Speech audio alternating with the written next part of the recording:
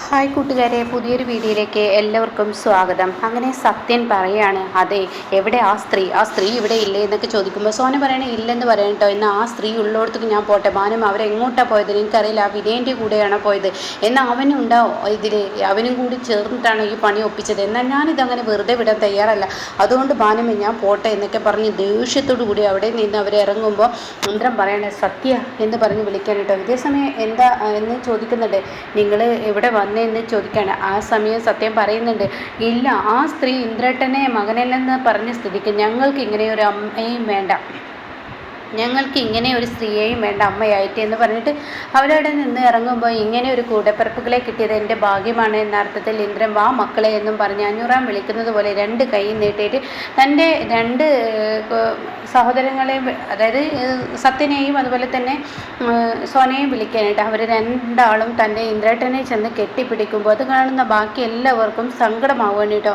എന്നാൽ ഈ സമയം ഇത് കണ്ടിട്ട് സഹിക്കാനാവുന്നില്ല മറ്റുള്ളവർക്ക്. ഇതേ സമയം ആരും അറിയാതെ രവി പാത്തും പതിയും കുഞ്ഞമ്മയുടെ അരികിലോട്ട് വരികയാണ്. കുഞ്ഞമ്മേ എന്താ മോനെ, ഭക്ഷണം എടുത്തു വെക്കണോ? അവർ ഭക്ഷണം കഴിച്ചോ? ഇല്ല കഴിച്ചില്ല, അവരുടെ അടുത്തോട്ട് ഞാൻ പോയി, അവർക്ക് അത് അത്ര ഇഷ്ടപ്പെടില്ല, അതുകൊണ്ട് ഞാൻ പോകുന്നില്ല. എന്നാൽ കുഞ്ഞമ്മയെ ഞാനൊരു കാര്യം ചോദിക്കട്ടെ? കുഞ്ഞമ്മ എല്ലാം ഇപ്രാവശ്യം സുശീല എന്ത് വെടിക്കെട്ടുമായാണ് ഇങ്ങോട്ടേക്ക് വന്നിരിക്കുന്നത്? അത് കേട്ട ഉടനെ തന്നെ ഇപ്രാവശ്യത്തെ വെടിക്കെട്ട് അത് പറയാതിരിക്കാൻ വയ്യ, കുറച്ച് കൂടുതലുള്ള കുറച്ച് ഗാംഭീര്യമുള്ള വെടിക്കെട്ടാണ്, അത് പറയാതിരിക്കാൻ വയ്യ എന്ന് പറയട്ടെ. അപ്പോൾ എന്താണ് പ്രശ്നം എന്ന് ചോദിക്കുന്നുണ്ട്. ഇപ്രാവശ്യം അവർ ഇട്ടിരിക്കുന്ന ബോംബ് അത് വലിയൊരു ആറ്റം ബോംബ് തന്നെയാണ്, അതുകൊണ്ടാണല്ലോ അവർ ഈ വീട്ടിൽ വന്ന് നിൽക്കുന്നത്. അല്ല എന്താ പ്രശ്നം? അല്ല കുഞ്ഞമ്മ ഞാനൊരു കാര്യം ചോദിക്കട്ടെ? കുഞ്ഞമ്മ അക്കാര്യത്തിന് മറുപടി പറഞ്ഞാൽ മതി. എന്ത് കാര്യം? അത് കുഞ്ഞമ്മ അന്ന് പറഞ്ഞില്ലേ എന്നോട്, സോറി കുഞ്ഞമ്മ, ഞാനൊരു കാര്യം ചോദിക്കട്ടെ, സുശീലാൻ്റിയുടെ മക്കളാണോ ഈ മൂന്ന് മക്കളും? അത് കേട്ടോടെ തന്നെ കുഞ്ഞമ്മ ഒന്ന് പതറുന്നു കേട്ടോ, പ്രത്യേകിച്ച് ഇന്ദ്രൻ എന്ന് ചോദിക്കുകയാണ്. ആ സമയം കുഞ്ഞമ്മ ഒന്ന് പതറി നിൽക്കുകയാണ്. അപ്പോഴാണ് അങ്ങോട്ടേക്ക് ഈ പറയുന്ന ഹർഷ കയറി വരുന്നത്. രവിട്ടാ എന്ന് പറഞ്ഞ് വിളിക്കുകയാണ് കേട്ടോ. അതോടുകൂടി ആ സംസാരം അവിടെ നിൽക്കുകയാണ്. ഇതേ സമയം എന്തേ എന്ന് ചോദിക്കുകയാണ്. അല്ല എന്താ രവിട്ടന് ഇവിടെ പണി? കുഞ്ഞമ്മ ഊണൊക്കെ റെഡിയായോ? ഞാൻ എടുത്തു വെച്ച് വിളമ്പാൻ നിൽക്കുകയായിരുന്നു, അപ്പോഴാണ് ഇനി വന്നത്. എന്നാൽ എടുത്തു വെക്കാൻ നോക്ക്. രവിട്ടനോട് എന്താ അവർ പറഞ്ഞേ? ഒന്നുമില്ല, അവരോട് ഇക്കാര്യത്തെക്കുറിച്ചൊന്നും സംസാരിക്കണ്ട, കുഞ്ഞമ്മയോട് ഇങ്ങനെയുള്ള കാര്യങ്ങളൊക്കെ പറഞ്ഞാൽ സ്ത്രീ പലതും പറഞ്ഞ് നടക്കും, അതുകൊണ്ട് അതിമേ ചെല്ലി ഇനി ഒരു പ്രശ്നം ഉണ്ടാവേണ്ട. അതെന്താ അങ്ങനെയെന്ന് രവി ചോദിക്കുകയാണ്. അത് സുശീല ആൻറ്റിക്ക് പറഞ്ഞതെല്ലാം കുറ്റബോധമുണ്ട്, അവരുടെ അപ്പോഴത്തെ ദേഷ്യത്തിൽ അവരങ്ങനെയൊക്കെ പറഞ്ഞു എന്നല്ലാതെ വേറൊന്നും വിചാരിച്ചിട്ടില്ല അവർ പറഞ്ഞത്. എന്നാലും അങ്ങനെ പറയാൻ പറ്റത്തില്ല എന്ന് പറയുമ്പോൾ ഞാൻ അങ്ങനെ പറഞ്ഞത് അപ്പോഴത്തെ ദേഷ്യത്തിലാണ് രവി, എനിക്ക് കുറ്റബോധമുണ്ടെന്ന് പറഞ്ഞിട്ട് സുശീല അങ്ങോട്ടേക്ക് വരികയാണ്. അപ്പോൾ ഈ സമയം രവി പറയണേ, ഏതൊരു അമ്മയും നൊന്ത് പ്രസവിച്ച മകനെ ഇന്ന് ഭൂമിയിൽ ഒരമ്മയും തള്ളി പറഞ്ഞിട്ടില്ല, നീ എൻ്റെ മകനല്ലെന്ന് പറഞ്ഞിട്ടില്ല. എന്നാൽ സുശീലാൻ്റെ അതും ചെയ്തു, അതുകൊണ്ട് തന്നെ ഒരു മകന് സഹിക്കാൻ പറ്റാത്ത വേദനയാണ്. എന്നാൽ ഇപ്പോൾ ഈ സത്യം ഇങ്ങനെ പറഞ്ഞെങ്കിൽ അതിൽ സത്യമുണ്ടെങ്കിൽ നിങ്ങൾ പറഞ്ഞത് ഒരു ന്യായമാണ്.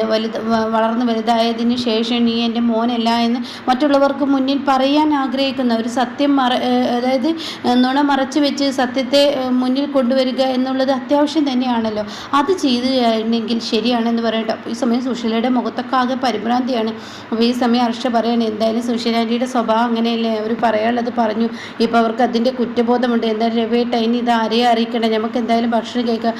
ആ മോനെ ഇത് ആരെയും അറിയിക്കണ്ട, എന്തായാലും നാളെ തന്നെ ഞാൻ വീട്ടിലോട്ട് പോയിക്കോളാം, എൻ്റെ ഇന്ദ്രനെ ഞാൻ തന്നെ സമാധാനിപ്പിച്ചോളാം എന്നൊക്കെ ഇങ്ങനെ സുശീല പറയണം കേട്ടോ. ഈ സമയം സുശീലയുടെ ഈ വാക്കുകൾ അത്രയങ്ങ് സുഖകരമായിട്ട് തോന്നില്ല രവിക്ക് കേട്ടോ. രവിക്ക് എന്തൊക്കെയോ ഒരു പന്തികേട് രവിയുടെ ഉള്ളിൽ കടന്നുകൂടാണ്. രവിക്ക് എവിടേക്കോ എന്തൊക്കെയോ ഒരു സ്പെല്ലിംഗ് മിസ്റ്റേക്ക്, അതിന് തുടക്കം ഇട്ടുകൊടുത്തത് കുഞ്ഞമ്മയാണല്ലോ, അതുകൊണ്ട് തന്നെ രവിക്ക് അത് കൂടുതൽ അറിയാനുള്ള ആ ഒരു ആഗ്രഹം വന്നു തുടങ്ങും കേട്ടോ. എന്നാൽ ഈ സമയം ഇപ്പുറത്താണെങ്കിലോ ഇന്ദ്രൻ ഇങ്ങനെ കിടന്നുറങ്ങുന്ന സമയത്ത് തനിക്ക് ഉറങ്ങാൻ കഴിയുന്നില്ല. ഉറക്കത്തിൽ നിന്ന് പതിയെ എണീറ്റ് ഉമ്മറത്തോട്ട് പോവാണ്. പിന്നെ തന്നെ കുഞ്ഞിലെ വളർത്തിയ തൻ്റെ അമ്മയുടെ ആ ഒരു കരുതൽ, രണ്ട് മക്കളിരിക്കെ തന്നോടുള്ള സ്നേഹം കാണിച്ചതും തന്നെ മാത്രം ആലോചിച്ച് ജീവിച്ചിരുന്ന തൻ്റെ അമ്മ ഇന്നിപ്പോൾ എന്തിനാ അമ്മ എന്നെ ഇങ്ങനെ ഒരു സങ്കടത്തിലാക്കിയത്, എന്തിനാ അമ്മ എന്നെ ഇങ്ങനെ ധർമ്മസങ്കടത്തിലാക്കിയത്, അമ്മയുടെ മകനല്ലെന്ന് എന്തിനാ അമ്മ എന്നോട് പറഞ്ഞത് എന്നൊക്കെ പറഞ്ഞ് ഇന്ദ്രൻ ഒരു കൊച്ചു കുഞ്ഞിനെ പോലെ ഇങ്ങനെ പൊട്ടി പൊട്ടിക്കരയാണ് കേട്ടോ. അങ്ങനെ ആ സീനങ്ങ് കഴിഞ്ഞു. പിന്നീട് അനുപമയാണ് കാണിക്കുന്നത്. അനുപമ ഉറക്കത്തിൽ നിന്ന് പെട്ടെന്ന് എണീക്കാണ്. ഇന്ദ്രനെ കാണുന്നില്ല. ഇന്ദ്രട്ടാ ഇന്ദ്രട്ടാ എന്ന് പറഞ്ഞ് നിലവിളിക്കുകയാണ്. ആ സമയമൊന്നും കാണുന്നില്ല. പുറത്തോട്ട് വരുന്നുണ്ട്, അകത്തോട്ട് പോകുന്നുണ്ട്, പല സ്ഥലങ്ങളിലോട്ട് പോയിട്ട് ഇന്ദ്രട്ടനെ കാണുന്നില്ല. അപ്പോഴേക്കും സത്യനും ശ്യാമും അങ്ങോട്ടേക്ക് ഇറങ്ങി വരണേ. എന്താ എന്താ എന്ത് പ്രശ്നം എന്ന് ചോദിക്കുകയാണ്. ഇന്ദ്രട്ടനെ കാണുന്നില്ല. അല്ല, കഥക് അടക്കാതെയാണ് കിടന്നത്, കഥകൊക്കെ അടിച്ചിരുന്നു. ഇന്ദ്രട്ടനെ കാണുന്നില്ല. ഇന്ദ്രട്ടൻ എങ്ങോട്ട് പോയി, എന്ത് ചെയ്യുന്നു എന്നൊന്നും അറിയില്ലല്ലോ, ഇനി എന്താ ചെയ്യുക എന്നൊക്കെ പറഞ്ഞ് അവരാകെ ടെൻഷനാവുകയാണ് കേട്ടോ. ഈ സമയം ഇന്ദ്രട്ടൻ ഇവിടെ ഉണ്ടാവാൻ ചേച്ചി ഒന്ന് സമാധാനപ്പെടുമെന്ന് പറഞ്ഞിട്ട് സത്യൻ പ്രതിഭ ആ ടോർച്ചിങ് എടുത്തതെന്ന് പറഞ്ഞിട്ട് സത്യനും ശ്യാമും കൂടി 4 പുറമൊക്കെ തിരയാണ് കേട്ടോ. മുറ്റത്തും 4 പുറമൊക്കെ തിരഞ്ഞു നോക്കുന്നു. അവിടെ എവിടെയും ഇന്ദ്രനെ കാണുന്നില്ല. ഇതോടുകൂടി പരിഭ്രാന്തിയാവുകയാണ് അനുപമ. അപ്പോൾ അനുപമ പറയുന്നുണ്ട്, എന്തിനാ ഈ അമ്മ ഇങ്ങനെയൊക്കെ ചെയ്തത്? ഇന്ദ്രട്ടനെ താങ്ങാവുന്നതിലപ്പുറമായി സ്വന്തം മകനല്ല എന്ന് വിളിച്ച് പറയേണ്ട എന്തിനാണ് അത് ചെയ്തത്? അത് ചെയ്യാൻ പാടില്ലായിരുന്നു എന്നൊക്കെ പറഞ്ഞ് വളരെ സങ്കടത്തോടു കൂടി ഇങ്ങനെ കരയാണ് കേട്ടോ അനുപമ. എന്തിനാ അനുചേച്ചി ഇങ്ങനെ സങ്കടപ്പെടല്ല, ചേച്ചി അകത്തോട്ട് വാ എന്നൊക്കെ പറഞ്ഞിട്ട് ഇവരെ അകത്തോട്ട് വിളിച്ചു കൊണ്ടുപോവാണ്. ഈ സമയം എൻ്റെ ഇന്ദ്രട്ടൻ വരാതെ ഞാൻ ഇവിടെ നിന്നും പോവില്ല എന്ന് പറഞ്ഞിട്ട് ആ ഹോളിൽ തന്നെ ഇരിക്കുകയാണ് കേട്ടോ. അതേസമയം ശ്യാമു പറയണേ, സത്യ നീ ഡ്രസ്സൊന്ന് മാറിയിട്ട് വാ, നമുക്ക് പുറത്തൊക്കെ ഒന്ന് അന്വേഷിച്ചിട്ട് വരാം, നിങ്ങൾ കഥകടച്ച് കിടന്നോളൂ എന്ന് പറയട്ടോ. അങ്ങനെ പുറത്ത് അന്വേഷിക്കാൻ വേണ്ടി ഇവർ പോകുന്ന സമയത്ത് പെട്ടെന്ന് സത്യൻ്റെ കണ്ണിൽ കാണാം അവിടെ അമ്മയുടെ കഥക് തുറന്നു കിടക്കുന്നതായി കാണുന്നുട്ടോ. ഇത് കാണുന്ന സത്യൻ എന്തോ ഒരു സംശയം ഉള്ളിൽ തോന്നുന്നുട്ടോ. സത്യം പിന്നീടൊന്നും നോക്കില്ല. സത്യം നേരെ പോവുകയാണ് ഇന്ദ്രൻ്റെ റൂമിലോട്ട്. അങ്ങനെ ഇന്ദ്രൻ്റെ റൂമിലെത്തുകയാണ്. അവിടെ ചെല്ലുമ്പോൾ തന്നെ ഞെട്ടിപ്പിക്കുന്ന കാഴ്ച, തൻ്റെ അമ്മയുടെ പുതപ്പും തൻ്റെ അമ്മയുടെ ബെഡിലും കിടന്ന് ഇന്ദ്രൻ ആ ഒരു മടിയിൽ കിടക്കുന്ന ആ ഒരു തണൽ പോലെ ഒരു ആശ്വാസം കണ്ടെത്തുന്ന കേട്ടോ. അവിടെ കിടന്ന് ഉറങ്ങിയിരിക്കുന്ന ഇന്ദ്രനെയാണ് കാണുന്നത്. ഇത് കാണുന്ന ഇവരെല്ലാവരും ആകെ ഞെട്ടിപ്പോവാണ്. ഇതേ സമയം ഉടൻ തന്നെ ഇന്ദ്രട്ട എന്ന് പറഞ്ഞ് വിളിക്കാൻ ഒരുങ്ങുമ്പോൾ അനുപമ പറയാണ്, വേണ്ട, അമ്മയുടെ ബെഡിൽ കിടക്കുമ്പോഴെങ്കിൽ ഇന്ദ്രട്ടന് സമാധാനം കിട്ടുമെങ്കിൽ കെട്ടിക്കോട്ടെ, നമ്മൾ ആരും ഇന്ദ്രട്ടനെ ബുദ്ധിമുട്ടിക്കണ്ട എന്ന് പറയട്ടോ. ഇത് കേൾക്കുന്ന എല്ലാവരും ആയിക്കോട്ടെ എന്ന് പറയണേ. അങ്ങനെ ഇന്ദ്രൻ ഒരു കൊച്ചു കുഞ്ഞിനെ പോലെ തേങ്ങലോട് കൂടിയിട്ട് താൻ ആ ബെഡിൽ ഇങ്ങനെ കിടക്കുകയാണ്. തൻ്റെ അമ്മ, അതായത് കണ്ണടച്ചിട്ടുണ്ട്, ഉറങ്ങിയിട്ടുണ്ട്, തൻ്റെ അമ്മയുടെ മടിയിൽ കിടക്കുന്ന ആ ഒരു ഫീലാണ് ഇന്ദ്രന് തോന്നുന്നത് കേട്ടോ. ഇതേ സമയം അനുപമയാണെങ്കിലോ വല്ലാതെ ടെൻഷനായി പോവാണ്. അനുപമ പറയുന്നുണ്ട്, കുഞ്ഞിനെ പോലും ഞാൻ അകറ്റി കിടത്തിയത് ഇന്ദ്രട്ടന് ടെൻഷൻ ആവേണ്ട, കുഞ്ഞ് ഉറക്കത്തിൽ ഉണരുകയോ അങ്ങനെ എന്തെങ്കിലും ചെയ്തു കഴിഞ്ഞാൽ അതൊരു ബുദ്ധിമുട്ടാവണ്ട എന്ന് കരുതിയാണ് ഞാൻ കുഞ്ഞിനെ പോലും അകറ്റി കിടത്തിയത്.